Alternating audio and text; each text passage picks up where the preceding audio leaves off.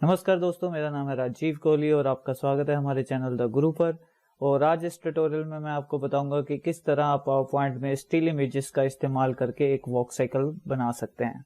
तो आइए शुरू करते हैं। उसके लिए हम सबसे पहले हेल्प लेंगे गूगल क्रोम की, और गूगल क्रोम में हम वेबसाइट ओपन करेंगे गूगल सर्च इंजन, और गूगल में आपने टाइप करना है वॉक पोजेस,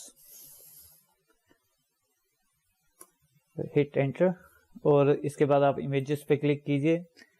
तो ये आप जैसे कि देख सकते हैं अलग अलग वॉक पोजेस की बहुत सारी इमेजेस हैं। लेकिन इसमें मैं एक चीज़ आपको पहले बता दूं कि जो हमें वॉक पोज की पिक्चर उठानी है उसकी बैकग्राउंड जो है वो ट्रांसपेरेंट होनी चाहिए। तो जैसे कि मान लीजिए ये मैं पिक्चर को सिलेक्ट करता हूँ, तो आप जैसे देख सकते हैं ये इसमें टोटल 9 पोजेस हैं इसके वॉक साइकिल के, लेकिन इसकी जो बैकग्राउंड है वो वाइट कलर की है। तो आप हमेशा ये बात ध्यान रखिए कि जब भी आप गूगल में सर्च करते हैं इमेजेस के लिए, अगर आपको ट्रांसपेरेंट बैकग्राउंड वाली पिक्चर्स चाहिए तो आप अपने कीवर्ड के साथ जो पीछे है वो पीएनजी भी लिख सकते हैं, और इससे जो ज्यादातर आपको पिक्चर्स दिखाएगा, हो सकता है ये जरूरी नहीं कि पीएनजी लिखने के बाद भी आपको बैकग्राउंड हमेशा ट्रांसपेरेंट ही मिले, लेकिन हो सकता है उसके बाद गूगल जो आपको पिक्चर्स दिखाए उनकी जो बैकग्राउंड हो वो ट्रांसपेरेंट हो। जैसे कि मान लीजिए हम इनमें से एक और पिक्चर सेलेक्ट करते हैं वॉक पोज की। मान लीजिए ये वाली पिक्चर जो है मैं सिलेक्ट करता हूँ मारियो की। तो जैसे आप ये देख रहे हैं पीछे ये जो डॉट डॉट है, ज्यादातर ये निशानी होती है कि इसकी जो बैकग्राउंड है वो ट्रांसपेरेंट हो सकती है। तो इसको मैं राइट क्लिक करके कॉपी इमेज करता हूँ और इसको पावर पॉइंट में ले जाकर अगर मैं राइट क्लिक कर पेस्ट करूँ तो देख सकते हैं कि वो जो डॉट्स हैं वो भी साथ में आ रहे हैं। तो इसका मतलब ये ट्रांसपेरेंट नहीं है। तो सबसे अच्छा तरीका जो है ट्रांसपेरेंट पिक्चर ढूंढने का गूगल के ऊपर वो ये होता है कि वॉक पोजेस के साथ आप सर्च करने के बाद टूल्स पे क्लिक करें, उसके बाद कलर ड्रॉप डाउन बटन पे क्लिक करो, यहाँ से ट्रांसपेरेंट जो है वो इस्तेमाल करें। तो इससे अब ज्यादातर आपको जो पिक्चर दिखाएगा उनकी जो बैकग्राउंड होगी वो हो सकता है कि वो ट्रांसपेरेंट ही हो। मान लीजिए जैसे हम ये पिक्चर चूज करते हैं और इसको राइट क्लिक कॉपी इमेज में करता हूँ और पावर पॉइंट में जाकर मैं पेस्ट करता हूँ इसको। तो अभी आप देख सकते हैं कि उसमें जो है ये बैकग्राउंड जो है इसकी वो नहीं आई है। तो अगर मैं स्लाइड का बैकग्राउंड कलर चेंज करूं राइट क्लिक करके फॉर्मेट बैकग्राउंड, और यहाँ से मैं कोई भी सॉलिड कलर फिल कर देता हूँ, तो आप देख सकते हैं कि वो जो पिक्चर है वो सेपरेट है बैकग्राउंड से। मतलब आपकी जो स्लाइड की जो बैकग्राउंड होगी वो आपको बिल्कुल दिखाई देती रहेगी। और ये बात इसलिए जरूरी है कि अगर कोई आप एनिमेटेड सीन बनाना चाहते हैं पावर पॉइंट के अंदर, तो अगर आप जो वॉक पोजेज है वो ले रहे हैं जिनकी बैकग्राउंड वाइट है तो वो इस तरह नजर आएंगे जो कि बिल्कुल भी अच्छा नहीं लगेगा। इसलिए हमें ट्रांसपेरेंट पिक्चर्स की जरूरत पड़ेगी। और दूसरी बात ये है कि आप जैसे ये हमने वॉक पोजेस की सर्च की है गूगल के ऊपर, आप ये जितनी भी पिक्चर्स देख रहे हैं इनमें से आप तकरीबन सभी जो इमेजेस हैं वो कन्वर्ट कर सकते हैं एक वॉक पोज के अंदर, अगर आप उसको सही ढंग से क्रॉप करें और उसके ऊपर जो एनिमेशन इफेक्ट प्रॉपर तरीके से लगाएं। तो आप किसी भी पिक्चर को जिनमें भी आपके पास 7, 8 या 9 वॉक पोज हैं या उससे ज्यादा हैं, वो उनको आप स्टैटिक इमेजेस को एक एनिमेटेड वॉक पोज में कन्वर्ट कर सकते हैं। तो जैसे कि आप देख सकते हैं कि इस प्रेजेंटेशन के अंदर मैंने 3 अलग अलग स्लाइड के ऊपर 3 अलग अलग तरह के वॉक पोज बनाए हैं। तो मैं इनका एक बार प्रीव्यू आपको फिर से दिखाता हूँ। तो आप ये देख सकते हैं कि व्हाइट बैकग्राउंड होने का क्या मतलब असर पड़ता है।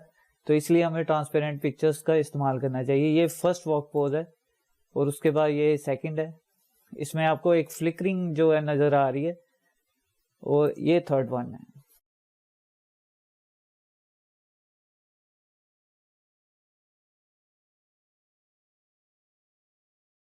और सेकंड और थर्ड में आपको जो है फ्लिकरिंग नजर आई होगी। हम इसके बारे में डिटेल में बात करेंगे। तो सबसे पहले हम ये फर्स्ट वाली जो है स्लाइड है इसके बारे में बात करते हैं। तो आप देख सकते हैं कि टोटल अगर हम सिलेक्शन पैन और एनिमेशन पैन, मैंने ये ओपन किया हुआ है। आपने सिलेक्शन पैन ओपन करना हो तो होम टैब पे जाइए, सिलेक्ट का ड्रॉप डाउन बटन दबाइए और यहाँ से सिलेक्शन पैन ओपन कर सकते हैं। और एनिमेशन टैब में जाके आप एनिमेशन पैन पे क्लिक कीजिए, तो जितने भी आपने ये प्रेजेंटेशन के अंदर एनिमेशन लगा रखे हैं वो सब आपको दिखा देगा। तो जब भी आप मेरी प्रेजेंटेशन कोई भी डाउनलोड करें, जिनका की लिंक मैं हमेशा डिस्क्रिप्शन या कार्ड्स के अंदर देता हूँ, तो आप हमेशा सिलेक्शन पैन और एनिमेशन पैन को ओपन करके रखें ताकि आपको समझ आ जाए भी कितने ऑब्जेक्ट यूज हुए हैं प्रेजेंटेशन के अंदर और किस किस ऑब्जेक्ट के ऊपर कौन कौन सा एनिमेशन लगाया हुआ है। जैसे कि आप देख सकते हैं इस फर्स्ट स्लाइड के अंदर मैंने 9 पिक्चर्स का इस्तेमाल किया है और टोटल जो है 18 एनिमेशन इफेक्ट लगे हुए हैं। इसी तरह अगर हम सेकंड स्लाइड पे जाएं तो यहाँ से पता चलता है कि 6 पिक्चर्स का इस्तेमाल हो रहा है और 12 एनिमेशन इफेक्ट टोटल जो है लगे हुए हैं। और थर्ड स्लाइड में अगर आप देखें तो 8 पिक्चर्स हैं और 16 जो है एनिमेशन इफेक्ट्स लगे हुए हैं। तो अब मैं आपको एक रियल टाइम में एक पिक्चर डाउनलोड करूंगा और उसे कन्वर्ट करके दिखाऊंगा मैं एक वॉक पोस्ट के अंदर। तो आइए शुरू करते हैं। तो उसके लिए मैं इसी प्रेजेंटेशन के अंदर एक नई स्लाइड लूंगा, राइट क्लिक न्यू स्लाइड, और फिर हम गूगल में जाते हैं और यहाँ से अब मैं क्या है कोई भी वॉक पोज अच्छा सा चूज कर सकता हूँ। और जब भी आप कोई पिक्चर सेलेक्ट करें तो ये बात थोड़ी आपने ध्यान रखनी है कि ये एक सिंगल पिक्चर है, तो इसको हमने जो है 8 अलग अलग पिक्चर्स के अंदर डिवाइड करना है। तो वो उसको करने के लिए हम क्रॉप की कमांड का इस्तेमाल करेंगे। बस आपने ये बात ध्यान रखनी है कि एक पोज से दूसरे पोज के अंदर जो है थोड़ा गैप होना चाहिए, क्योंकि जब हम क्रॉप करेंगे तो दूसरी पिक्चर जो है, दूसरा जो पोज है वो बीच में नहीं आना चाहिए। जैसे कि मान लीजिए ये पिक्चर है तो इसको शायद आप पावर पॉइंट के अंदर प्रॉपर तरीके से क्रॉप ना कर पाए, क्योंकि ये जो पोजेज हैं इनके बीच में बिल्कुल भी जगह नहीं है। तो अभी मैं जब आपको क्रॉप करके दिखाऊंगा तो आपको समझ आ जाएगा कि गैप की क्या जरूरत है। तो फिलहाल हम इस पिक्चर का इस्तेमाल करते हैं और इसको मैं राइट क्लिक करके कॉपी इमेज करता हूँ और पावर पॉइंट में नई स्लाइड के अंदर जाकर राइट क्लिक पेस्ट कर देता हूँ। तो आप देख सकते हैं कि इसकी बैकग्राउंड जो है वो ट्रांसपेरेंट है। अगर मैं राइट क्लिक करके फॉर्मेट बैकग्राउंड में जाऊं और कोई भी कलर लगाऊं तो वो पिक्चर के ऊपर उसका कोई भी असर नहीं होगा। तो अभी हमने क्या करना है, अगर आपने कोई साइज इसका छोटा बड़ा करना है पिक्चर का तो अभी कर लीजिए, क्योंकि बाद में हमें इस फोटो को 8 पिक्चर्स के अंदर कन्वर्ट कर देना है। अगर आपने अभी सेटिंग कोई चेंज करनी है तो कर लीजिए, नहीं तो बाद में आपको सभी की सभी 8 पिक्चर्स के ऊपर वो सेटिंग चेंज करनी पड़ेगी, चाहे कि वो साइज ही आपकी उन्हें छोटा बड़ा करे। तो अभी हम इसको जो है 8 अलग अलग पिक्चर्स के अंदर कन्वर्ट करेंगे और उसके लिए मैं पिक्चर फॉर्मेट मेन्यू में जाऊंगा पिक्चर को सिलेक्ट करने के बाद, और यहाँ पर मैं क्रॉप की कमांड पे क्लिक करूंगा और ये जो फर्स्ट पोज है इसको हम रख लेंगे और बाकी सभी पोजेस को हम क्रॉप कर देंगे। तो ये जो आपने क्रॉप का जो स्क्वायर बनाना है वो एग्जैक्टली उतना रखिए जिसके अंदर एक पोज जो है पूरी तरह से फिट आ जाए। और ये पूरा रेक्टेंगल तैयार करने के बाद आप साइड पर क्लिक करें तो वो पिक्चर जो है क्रॉप हो जाएगी। और इसके फर्स्ट पोज को मैं उठा के जो है यहाँ पे रख देता हूँ। तो अब हम इसी पिक्चर को डुप्लीकेट करेंगे और उसके अंदर जो है वो सेकंड पोज ले आएंगे। तो पिक्चर को डुप्लीकेट करने के लिए या तो आप कॉपी पेस्ट का इस्तेमाल कर सकते हैं या कंट्रोल डी का बटन दबा सकते हैं पिक्चर को सिलेक्ट करने के बाद डुप्लीकेट करने के लिए। लेकिन इसकी बजाय आप अगर कंट्रोल और शिफ्ट की को होल्ड डाउन करके इस पिक्चर को ड्रैग एंड ड्रॉप करें तो ये डुप्लीकेट करने का एक और तरीका है। इससे फायदा क्या होता है कि आपकी जो सेकंड पिक्चर है उसकी अलाइनमेंट बिल्कुल बराबर रहती है, वो ऊपर नीचे नहीं होती। तो मैं प्रेफर करता हूँ यही तरीका इस्तेमाल करने का। अब जब आपके पास वही पिक्चर 2 बार आ गई है, फिर आपने क्या करना है, पिक्चर फॉर्मेट में दोबारा जाना है और क्रॉप का बटन दबाना है और यहाँ पर शिफ्ट का बटन होल्ड डाउन करके आपने जो सेकंड पोज है उसको उस स्क्वायर के अंदर ले आना है, क्रॉप स्क्वायर के अंदर आपने उसको ले आना है और बाद में खाली जगह पे क्लिक कर दें तो ये आपके पास सेकंड पोज भी आ गया। और इसी कमांड्स का रिपीट करके हम 8 अलग अलग पोजेस इसी पिक्चर के हम बना लेंगे। तो फिर से मैं कंट्रोल शिफ्ट को होल्ड डाउन करता हूँ और इसको उठा के रखता हूँ। और ये जो आप रेड कलर में गाइड्स देख रहे हैं ये आपको बता रही है कि ये जो थर्ड पिक्चर है ये एग्जैक्टली उतनी ही दूरी पे है जितनी दूरी पर फर्स्ट और सेकंड बीच में, जितना फर्स्ट और सेकंड पिक्चर के बीच में जितना फासला है। अब मैं फिर से क्रॉप का बटन दबाता हूँ और इस पे मैं थर्ड पोज जो है वो सेट कर देता हूँ। इसी तरह मैं बार बार रिपीट करूंगा और सभी पोजेस को मैं अलग अलग पिक्चर्स के रूप में 8 पोजेस बना के रख लूंगा। अब ये हमें नीचे वाला चाहिए तो मैं यहाँ से उठा के इसको यहाँ पे रख दूंगा। आप ये देखिएगा कि वो स्ट्रेट लाइन में हो, ऊपर नीचे ना हो जाए पिक्चर्स, ये बात का आपने थोड़ा ध्यान रखना है।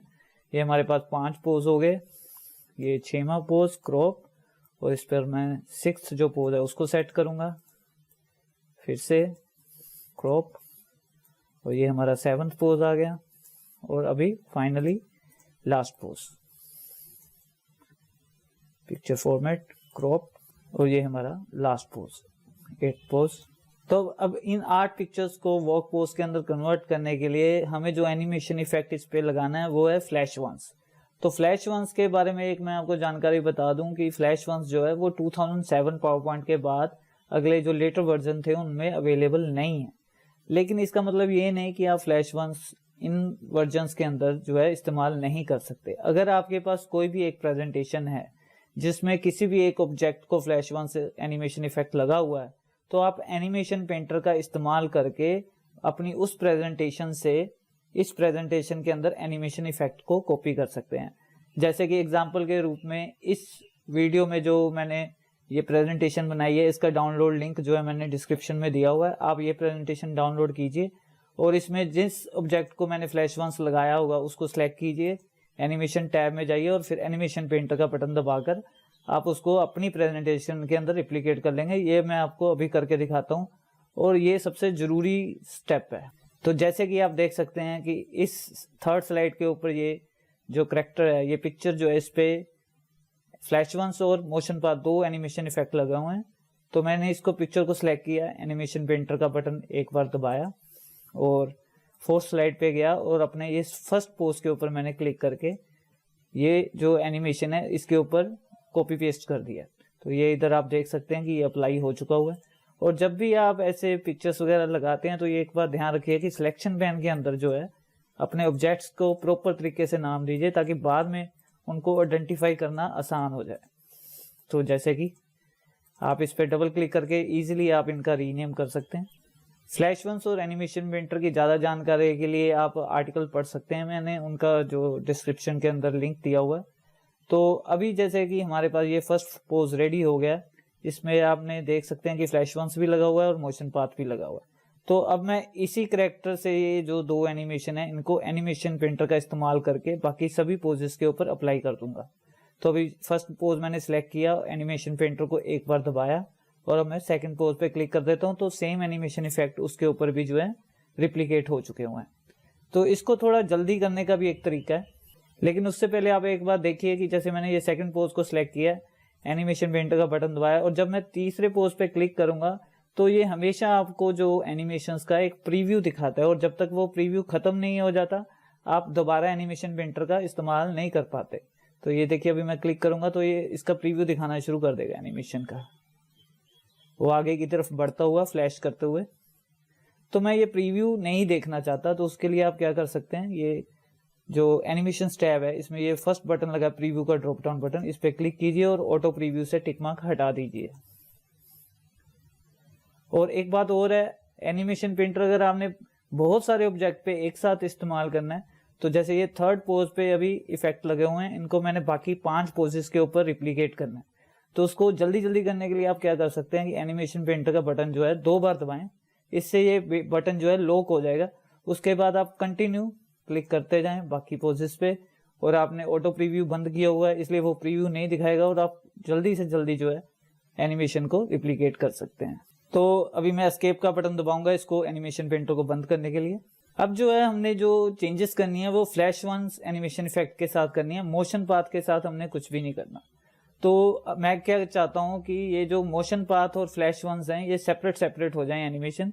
तो आप एक बात ध्यान रखिएगा कि एनिमेशन पैन के अंदर आप ड्रैग एंड ड्रॉप करके जो है एनिमेशन इफेक्ट की जो है पोजीशन चेंज कर सकते हैं। तो ये मैं उठा के जो मोशन पाथ है इनको सेपरेट कर लेता हूँ ड्रैग एंड ड्रॉप करके।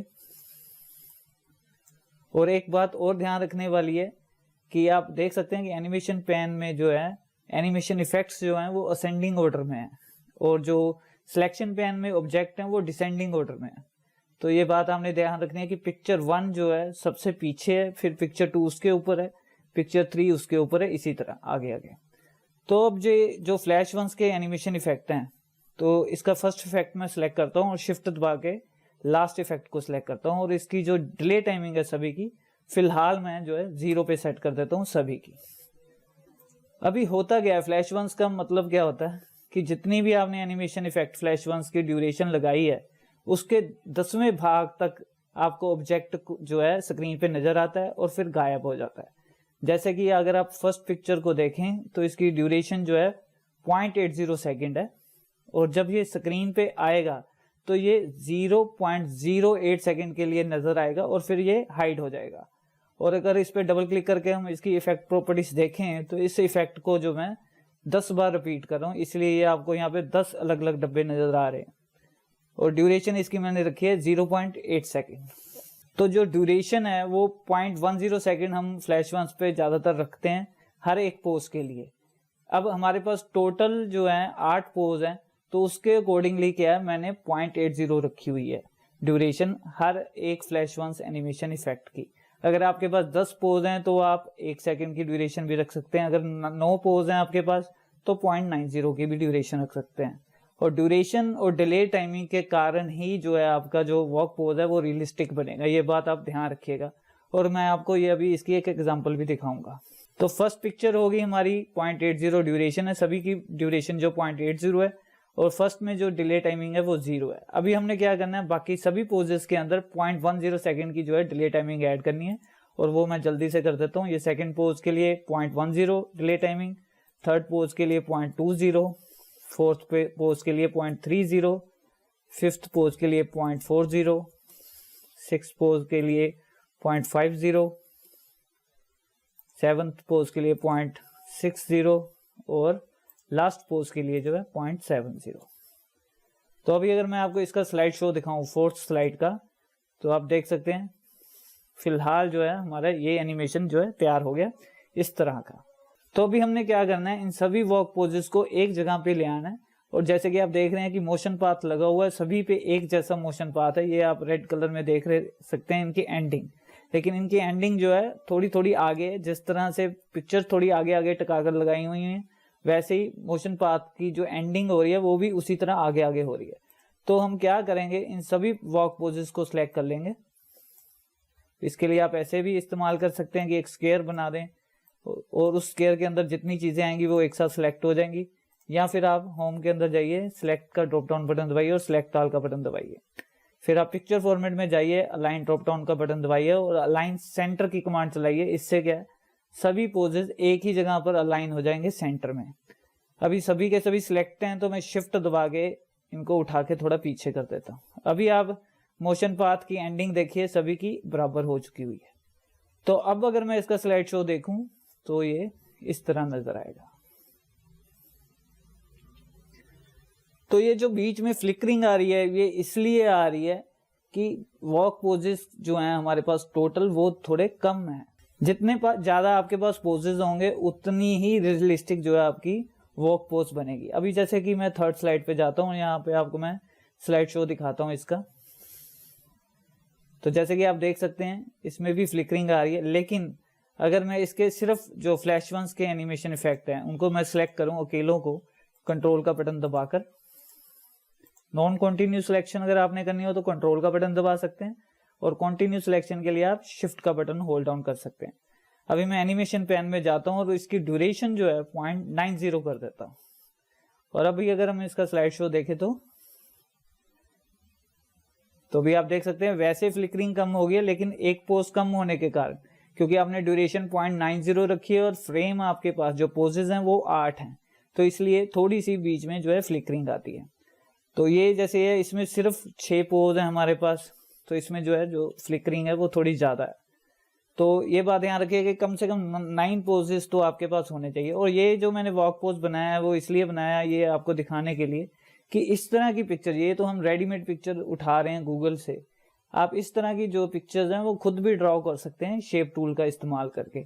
और शेप टूल को कैसे इस्तेमाल करना है, उसकी जो प्लेलिस्ट है उसमें 9 वीडियो हैं, उसका लिंक मैंने डिस्क्रिप्शन में दिया हुआ है, उससे आपको समझ आ जाएगा कि आप इंसर्ट के अंदर जो ये शेप का ड्रॉप डाउन बटन होता है, इनमें जो शेप है उनका इस्तेमाल करके आप इस तरह के कैरेक्टर कैसे ड्रॉ कर सकते हैं।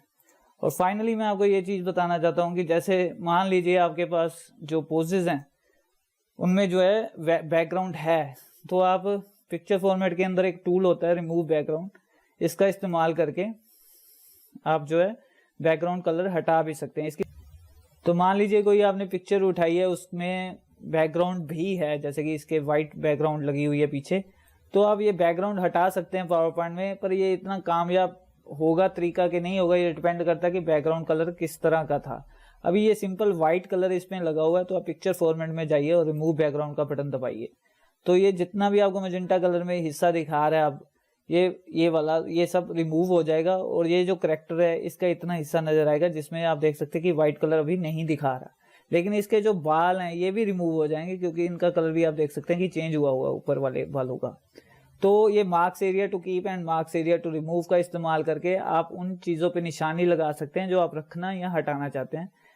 जैसे कि marks area to keep button मैंने दबाया और यहाँ पर आके मैं इस बालों के ऊपर पेंसिल से ऐसे ड्रॉ कर देता हूँ, तो वो समझ जाएगा कि आप ये हिस्सा जो है आप रखना चाहते हो। अभी कीप चेंजेस दबाइए तो आपकी जो बैकग्राउंड थी वो रिमूव होगी। तो इसी तरह आप बाकी पोजेस के ऊपर भी ऐसे ही बैकग्राउंड रिमूव कर सकते हैं। तो मैं आशा करता हूँ कि आपको ये वीडियो पसंद आया होगा। लाइक शेयर और कमेंट करके मुझे जरूर बताइएगा, और आप मेरे चैनल को सब्सक्राइब भी कर सकते हैं और बेल का आइकन जो है वो दबा सकते हैं, ताकि फ्यूचर में जब भी मैं नया वीडियो कोई डालूं तो आपको नोटिफिकेशन आ जाएगा। देखने के लिए आपका बहुत बहुत शुक्रिया। आपका दिन शुभ रहे।